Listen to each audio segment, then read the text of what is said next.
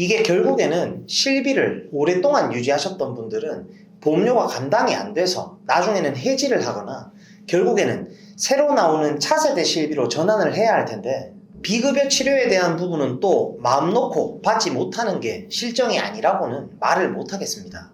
그래서 이런 부분들은 어느 정도 현실적으로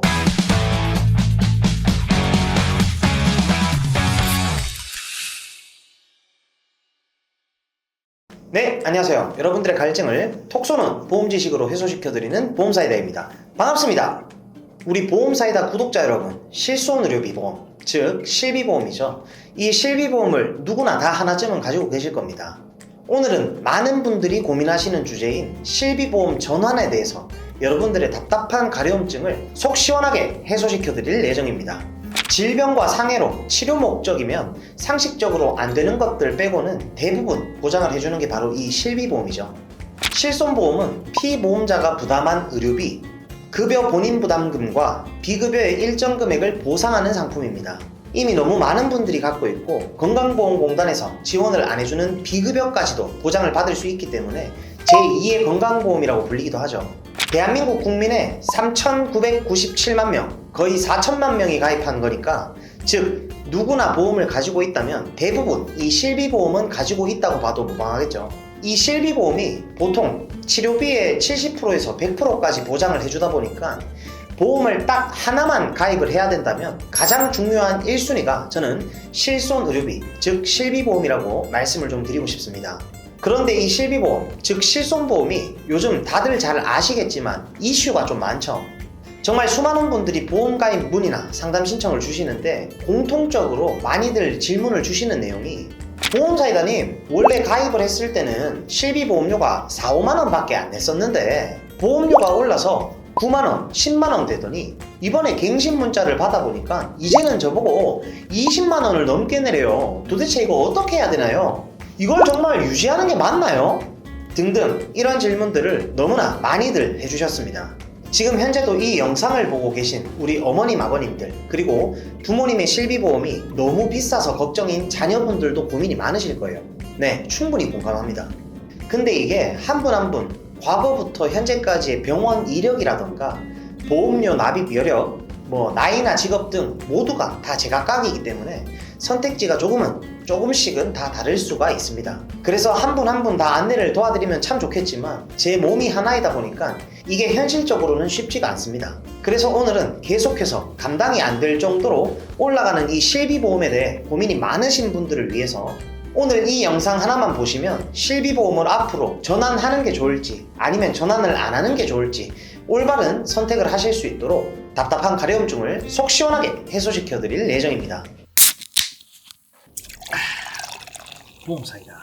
먼저 1세대 실비는 2009년 9월까지 가입한 보험을 1세대 실비보험이라고 합니다. 실비보험 전체 가입자 중에 19.1%를 차지하고 있고, 이 1세대 실비는 많은 보험 전문가들이 봤을 때도 황금 실비라고 할 수 있을 정도로 큰 장점들이 있었습니다. 만약에 내가 암으로 진단을 받아서 입원을 한 후에 암으로 수술을 받고 암 치료를 받아서 비용을 총 3천만 원을 지출했다고 가정을 했을 때 본인이 부담하는 금액 없이 3천만 원 전액을 100% 돌려받을 수가 있습니다. 자기 부담금 없이 실비보험으로 모두 처리가 가능하다는 거죠.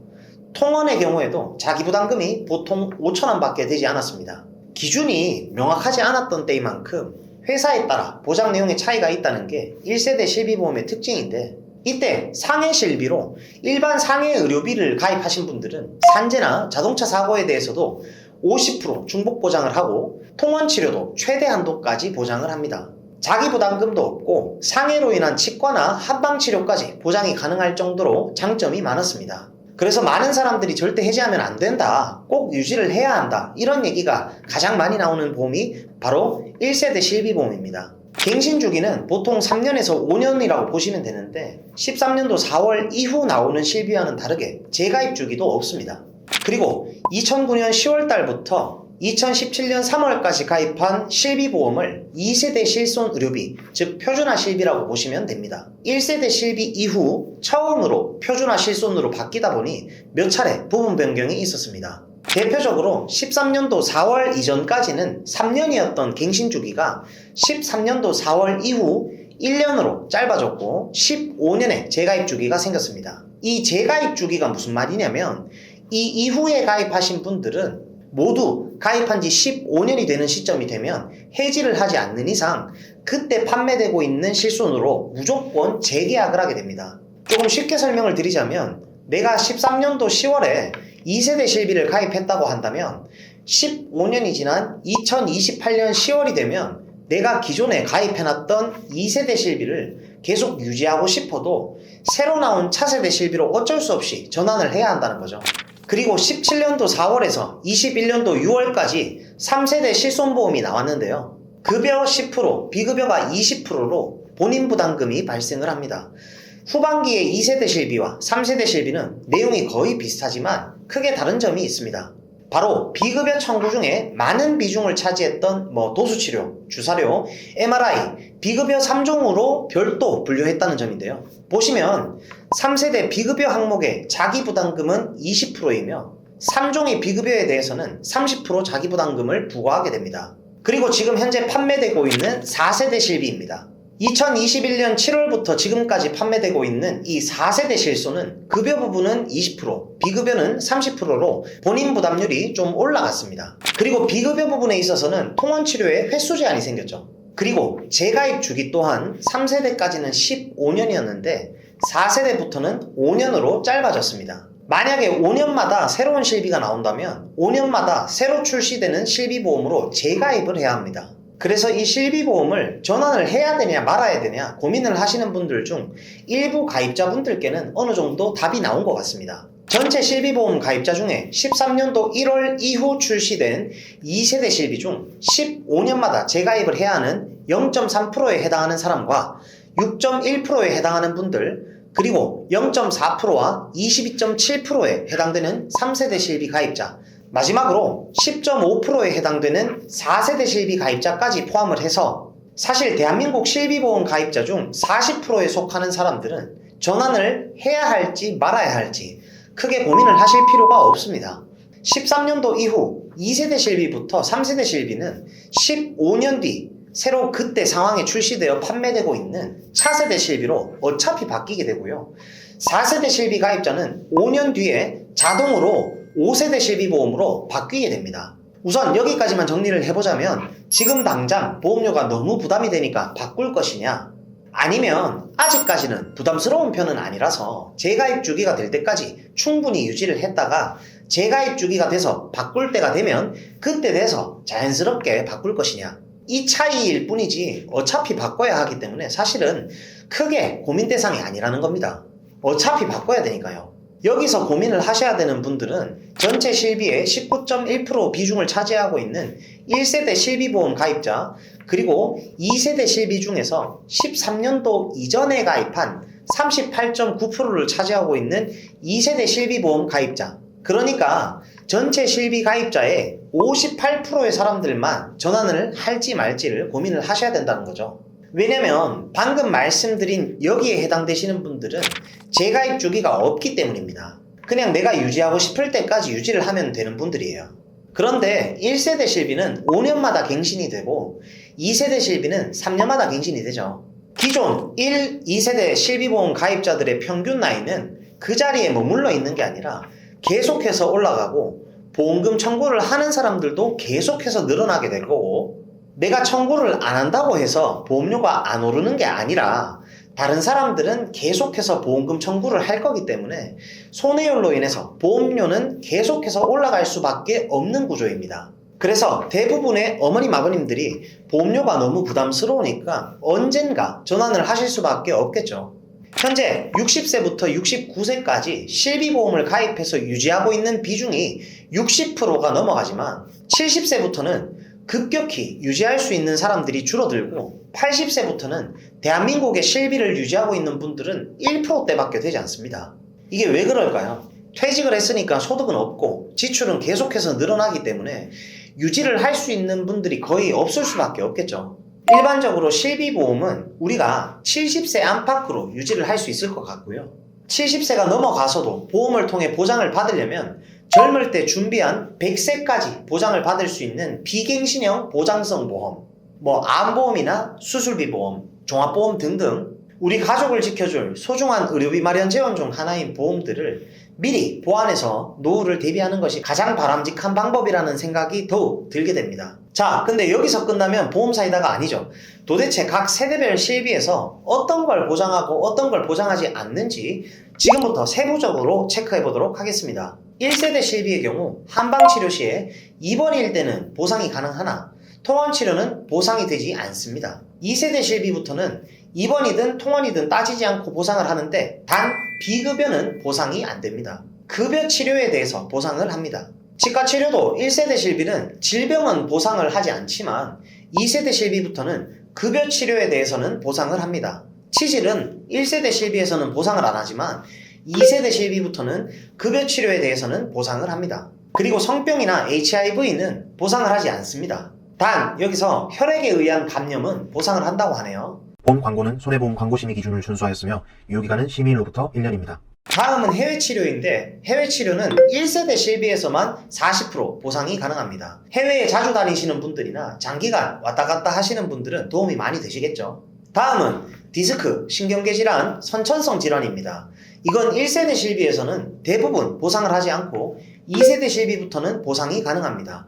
여기서 선천성 뇌질환은 지금 출시되는 4세대 실비부터만 태아 때 가입을 했다면 보상을 받을 수가 있습니다. 그리고 비만의 경우 보통 급여 치료일 경우 보상이 가능하고요. 피부질환은 2세대, 3세대 실비는 보상을 하지 않고 1세대 실비와 4세대 실비에서는 급여 치료에 한해서 보상이 가능합니다. 선천성, 비신생물성 모반의 경우 16년도 이전에 가입한 실비들은 보상을 하지 않고요. 16년도 1월 이후부터 가입한 실비들 중 태아 때 가입한 실비에 한해서 보상이 가능합니다. 다음은 습관적 유산, 불임, 인공수정 관련 합병증입니다. 1세대, 2세대, 3세대 실비는 보상을 하지 않지만 4세대 실비부터는 급여 치료에 한해서 보상을 받을 수가 있습니다. 젊은 여성분들이 4세대 실비를 많이들 전환했던 이유 중 하나가 바로 이거였죠. 그리고 산재보험과 자동차 보험에서 보장하지 않는 본인이 부담하는 의료비는 16년도 1월 이전에는 40%를 보상을 하고 그 이후부터는 국민건강보험이 적용된 경우와 동일한 수준으로 보상이 가능합니다. 그리고 비급여 시력교정술은 백내장 수술을 말하는데 이런 얘기 많이 들어보셨을 겁니다. 16년도 이전에 가입한 옛날 실비는 백내장 수술도 보상하기 때문에 절대 갈아타면 안 된다. 그런데 23년 4월 한국소비자원의 보도자료에 따르면 수많은 백내장 수술 건수 중에 수술의 필요성을 인정하지 않은 케이스가 67.6%, 입원할 필요성을 인정하지 않은 케이스가 23.8%에 해당을 합니다. 이게 무슨 말이냐면요. 경증의 백내장은 치료 목적 수술로 인정할 수 없다는 거고요. 백내장으로 수술을 하는데 왜 입원을 하냐는 겁니다. 그리고 왜 입원에 대한 게 말이 많았냐면 실비보험의 입원 한도는 보통 3천만 원에서 5천만 원 한도지만 통원 한도는 20만 원, 30만 원 밖에 되지 않았기 때문에 전부 다 본인이 부담을 하게 되죠. 다음은 비응급 환자 응급의료관리료입니다. 16년도 이전 실비까지는 보상을 받을 수 있지만 16년도 1월부터 21년도 6월 안에 실비를 가입하신 분들은 비응급 환자로 상급 종합병원에 가신다면 실비 처리가 불가능하고요. 21년도 7월부터 실비를 가입하신 분들은 비응급 환자로 응급실을 가실 경우에는 상급 종합병원 응급실뿐만 아니라 권역응급의료센터도 실비 처리가 불가능합니다. 권역응급의료센터는 중증 응급 환자 중심의 진료, 대형 재해 등의 발생 시 응급의료 지원, 특정 지역 내 다른 의료기관에서 이송되는 중증 응급의료 환자의 수용, 그 밖에 보건복지부 장관이 지정하는 권역 내의 응급의료 업무를 수행하기 위해 권역별로 지정된 상급 종합병원 또는 300병상 이상의 병원을 말합니다. 응급 환자냐 비응급 환자냐를 구분하는 방법은 진료비 영수증을 보시면 알 수 있습니다. 비응급 환자는 건강보험이 적용되지 않아서 의료비 전액을 본인이 부담해야 하고요. 영수증에 전액 본인 부담금의 금액이 적혀 있다면 비응급 환자라는 뜻입니다.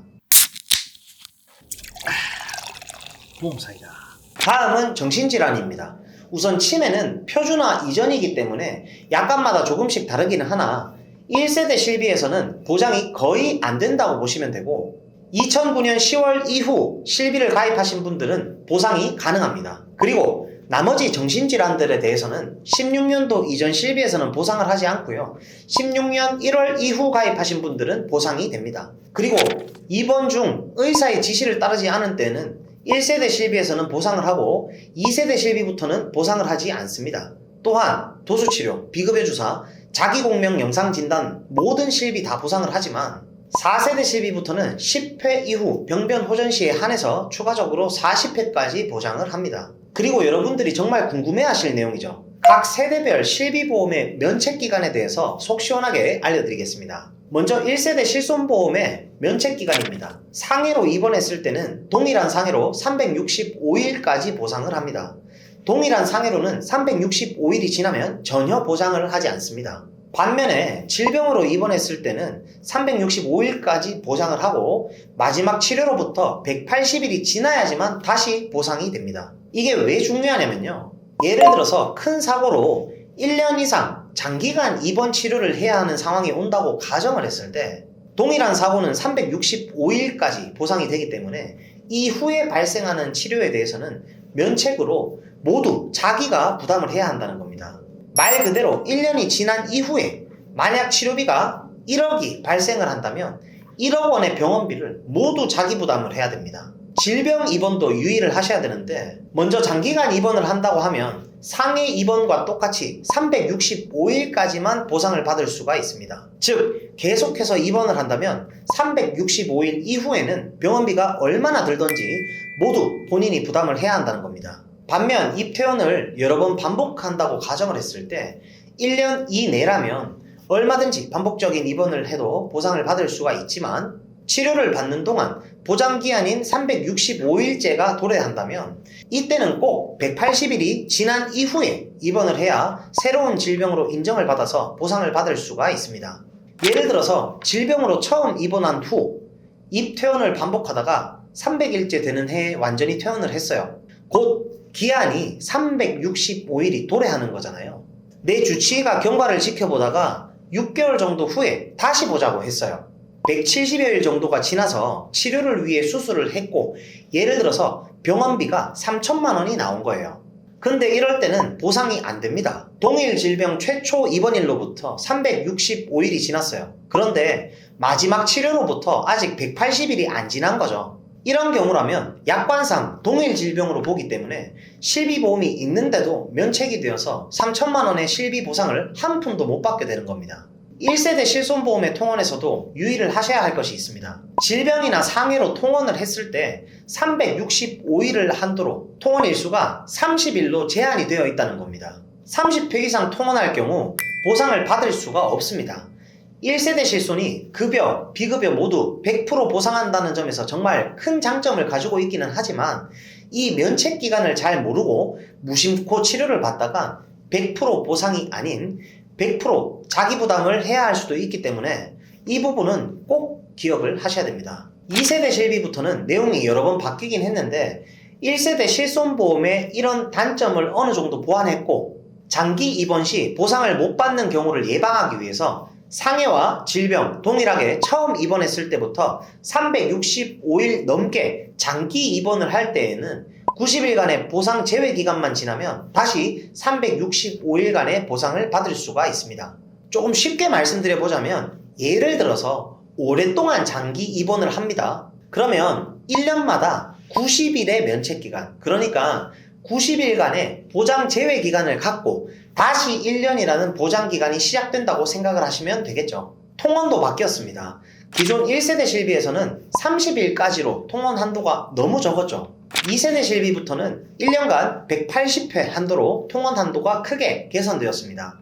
다만 1세대와 마찬가지로 2세대 실비보험에서도 단점이 있습니다. 14년도 4월부터 15년 12월 사이에 가입하신 분들은 여기서 꼭 집중을 하셔야 됩니다. 2세대 실비보험은 약관이 여러 차례 변경되었기 때문에 이 시기에 가입하신 분들을 위해 제가 예시를 하나 들어볼게요. 실손보험의 입원 한도 금액이 5천만 원이잖아요. 내가 올해에 1년 동안 입원하고 퇴원하고를 반복해서 보상을 받은 금액이 총 600만 원이라고 가정을 해보겠습니다. 금액은 얼마 보상을 못 받았어. 근데 이미 기한은 365일이 다 되어버린 거예요. 그럼 동일 질병으로는 면책기간이 90일이 아니라 180일이 적용됩니다. 그래서 내가 1년 동안 한 가지 질병으로 600만원 밖에 못 받았는데 내년에 30일째 되는 날 같은 질병으로 3천만원의 비용이 드는 수술을 한다면 이것 또한 면책기간이기 때문에 한 푼도 보상을 받을 수가 없게 됩니다.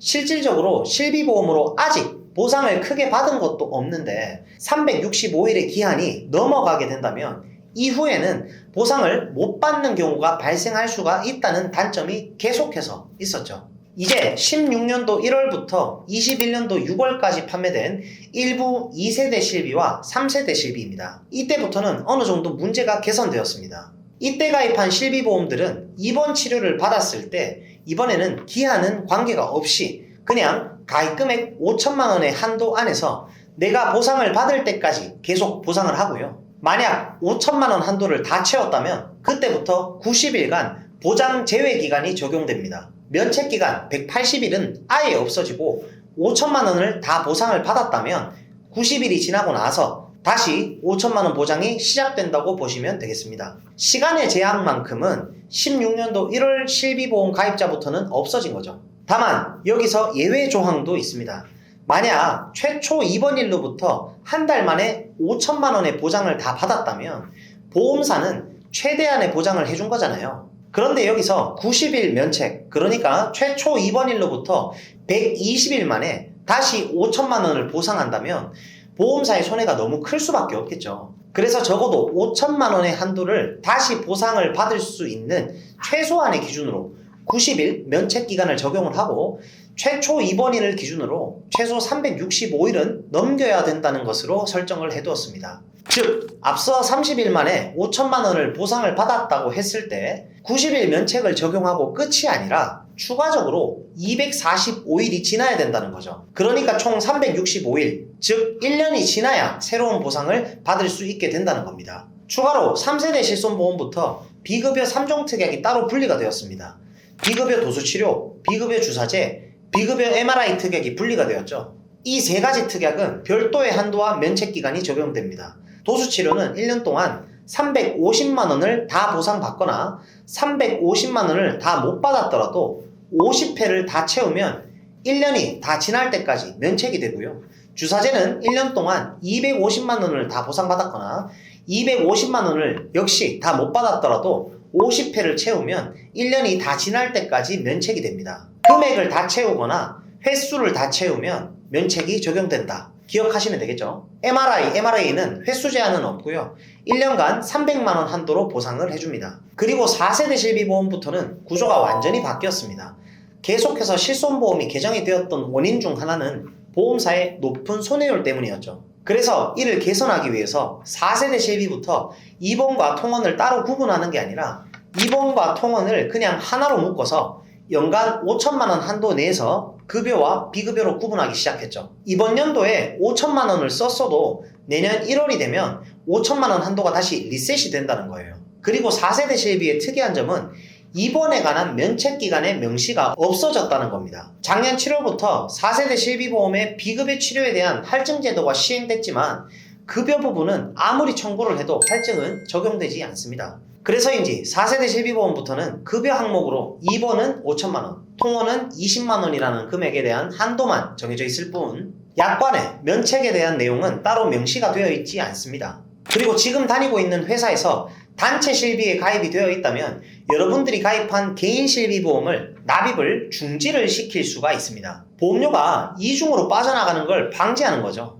2023년 이전에는 내가 가입한 실비만 중지 신청이 가능했지만 2023년 1월 1일부터는 내가 개인적으로 준비한 개인 실비뿐만 아니라 단체 실비를 중지시킬 수도 있습니다. 단체 실손 중지 시 납입보험료는 소비자에게 환급이 되고요. 그리고 나중에 부활시킬 때는 원래 부활하게 되는 시기인 재개 시점에 판매 중인 상품으로만 재개가 가능했지만 2023년 1월 1일부터 판매 중인 상품 외에 중지시켰던 상품으로도 재개가 가능하기 때문에 이것 또한 중복으로 가입하신 분들은 기억을 꼭 해놓으셨다가 필히 체크를 하셔야 되겠습니다. 주변의 지인분들께도 공유를 얼른 해주시고요. 내 개인 실비보험이나 회사의 단체 실비보험이나 중지시키고 싶은 거 중지시키시면 됩니다. 근데 참 이런 제도를 모르는 경우가 많으셔서 마음이 좀 아프긴 한데 꼭 주변 분들께도 이 영상 공유를 하셔서 이렇게 좋은 기능들을 꼭 잘 활용하시고요.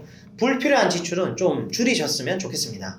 간혹 이런 질문 하시는 분들도 계세요. 보험사이다님, 단체 실비, 개인 실비 둘 다 보장받으면 더 좋은 거 아니에요? 이렇게 질문하시는 경우도 있어서 이 부분도 조금 말씀을 드리면 실비는요, 중복 보상이 아니라 비례 보상입니다. 만약에 병원비가 3천만 원 나왔다고 예를 들어 볼게요.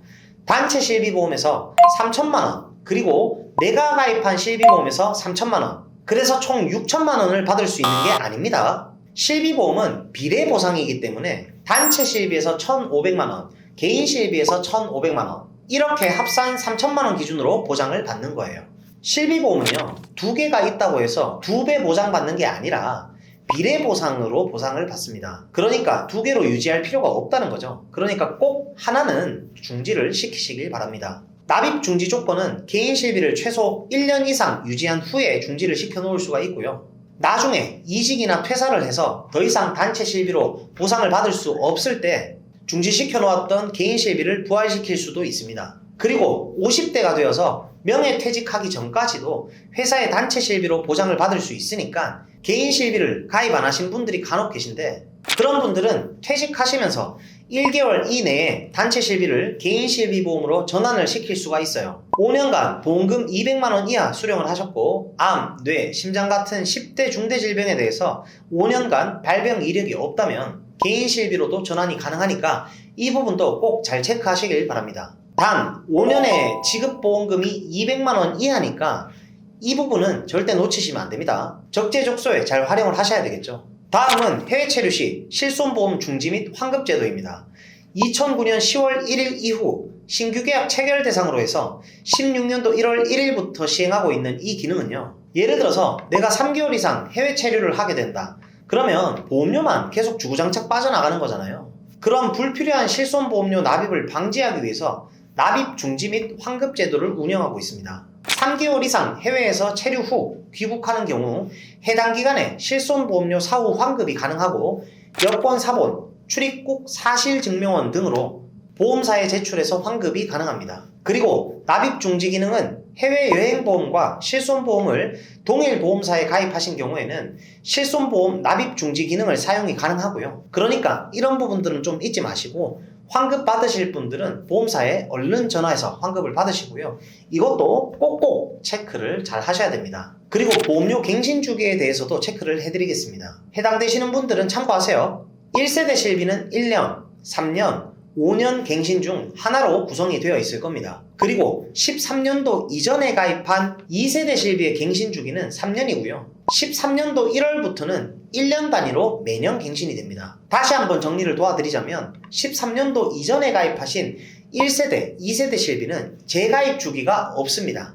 만약에 내가 1세대 실비를 유지하고 싶다, 그러면 70세, 80세 계속 유지하는 게 가능합니다. 13년도 1월부터 21년 6월 안에 가입하신 실비보험은요, 15년이 경과하면 무조건 내가 좋든 싫든 그때 판매되고 있는 새로운 실비보험으로 재가입을 하셔야 되고요. 21년 7월부터 가입한 4세대 실비 가입자는 5년이 지나면 자동적으로 그때 나온 차세대 실비로 재가입을 하셔야 됩니다. 13년 4월 이전에 실비보험을 가입하신 분들은 우리가 실비보험만 가입할 수는 없었습니다. 그냥 순수 보장에 대한 돈만 납입을 하는 게 아니라 적립보험료라고 해서 추가적인 일정 금액을 의무적으로 납입을 했어야 했습니다.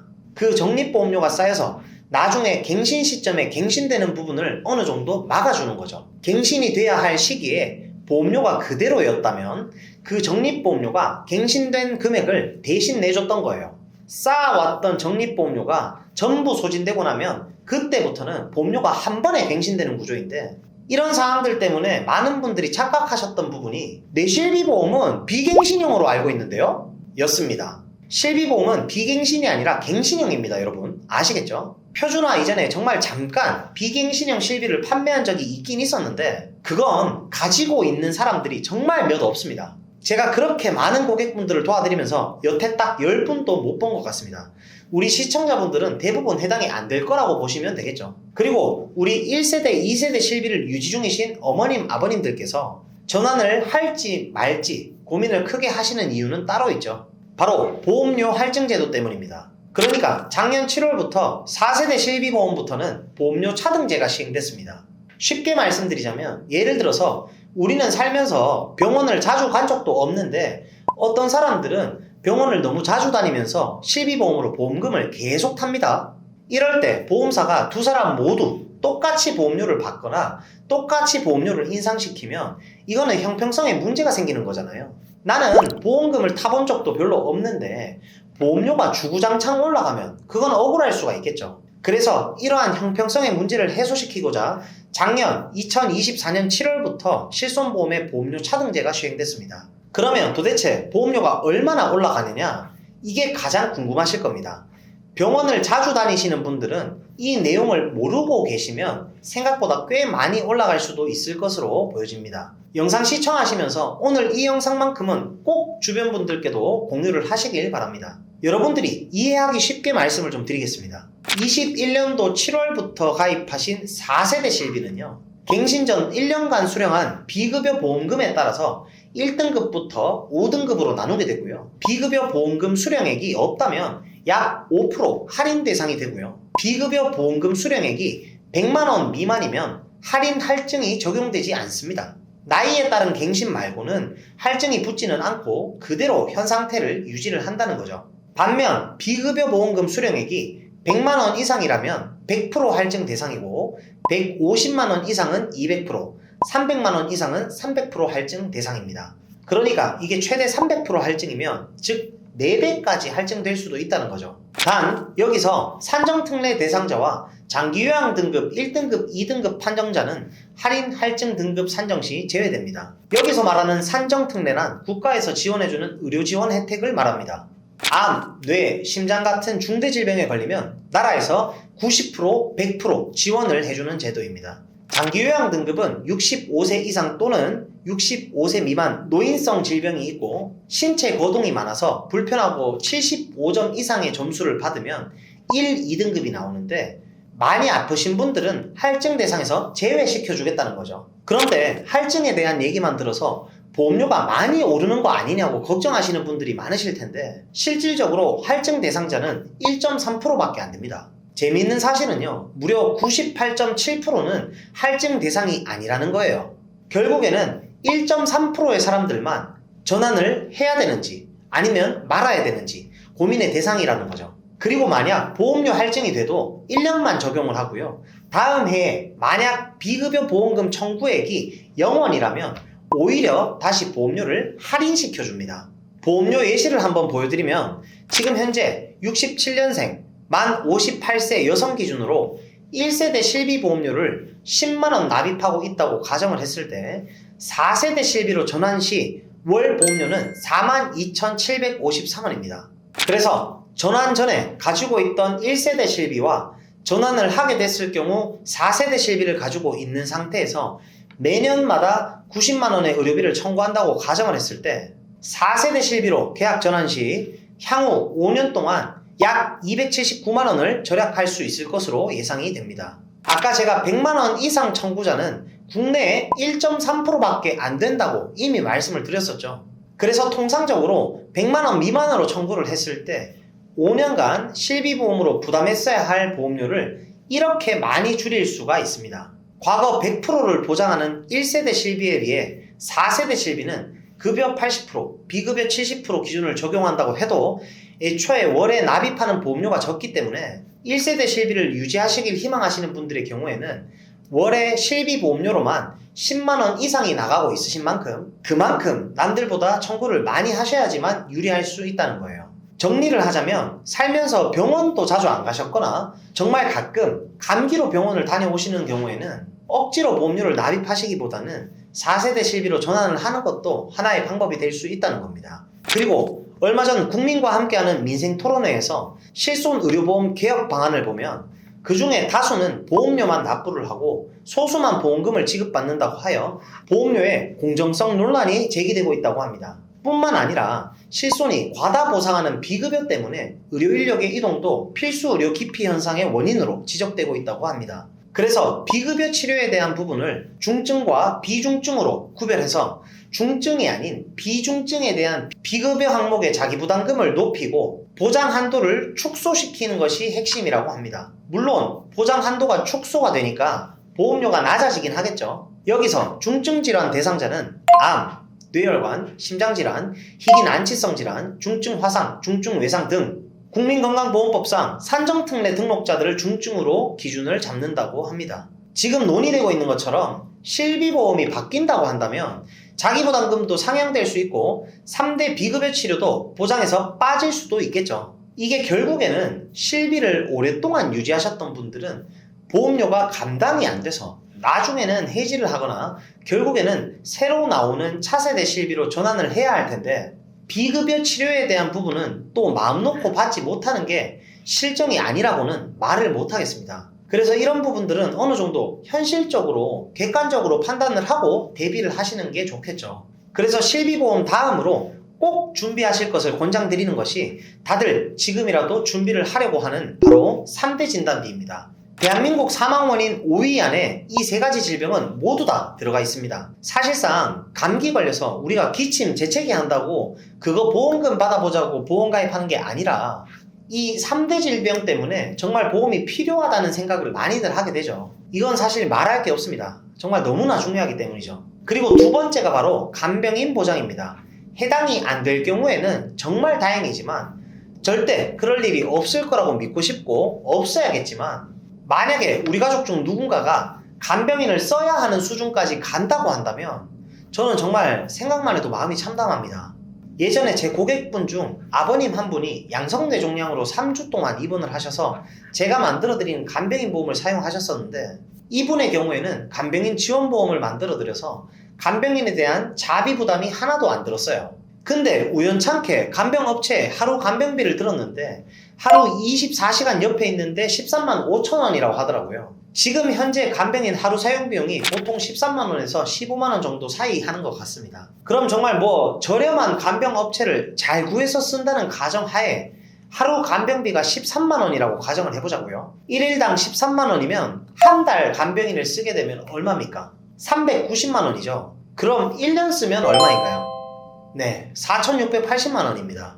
근데 만약에 우리 가족 중 누군가가 간병인을 정말 길게 써야 하는 수준까지 간다면 이게 여러분 1년 동안 쓰고 끝납니까? 저는 아닐 것 같아요. 이건 정말 있어서도 안 될 일이지만 절대 일어나지 않을 거라는 보장도 저는 없다고 생각을 합니다. 현실적으로 생각을 해봐야 되겠죠. 10년 동안 사용하고 돌아가신다고 가정을 해본다면 지금 현재 간병비가 10년 동안 10원 한 장 안 오르고 사용한다는 전제 하에 무려 4억 6,800만 원입니다. 그것도 추후 미래의 인건비를 반영하지 않은 지금 현재 기준입니다. 여러분들이 알고 계셔야 하는 게 사실 간병인에 대한 인건비는 급여고 비급여고 그런 거 없습니다. 그냥 지출입니다.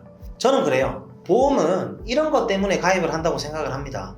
어머님 아버님들의 경우에는 응급실 내원비 10만원, 골절 진단비 30만원 이거 받으려고 상해보험 가입하는 것보다 저는 간병인 보험이 무조건 더 우선이라고 생각을 합니다. 상해보험 같은 건 옵션이에요. 옵션.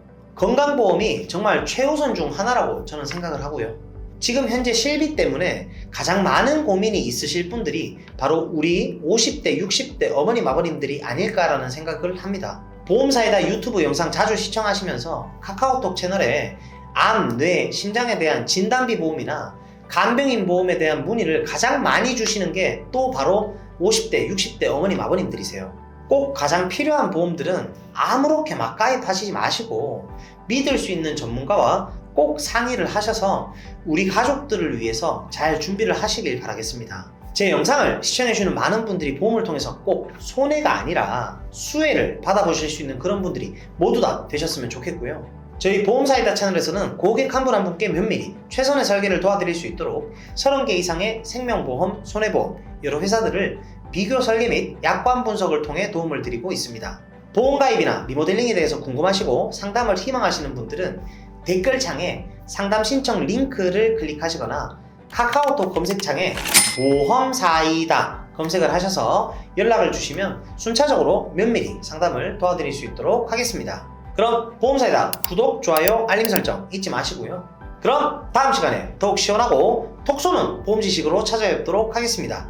이상 보험사이다였습니다. 감사합니다. 본 광고는 손해보험 광고심의 기준을 준수하였으며 유효기간은 시민으로부터 1년입니다.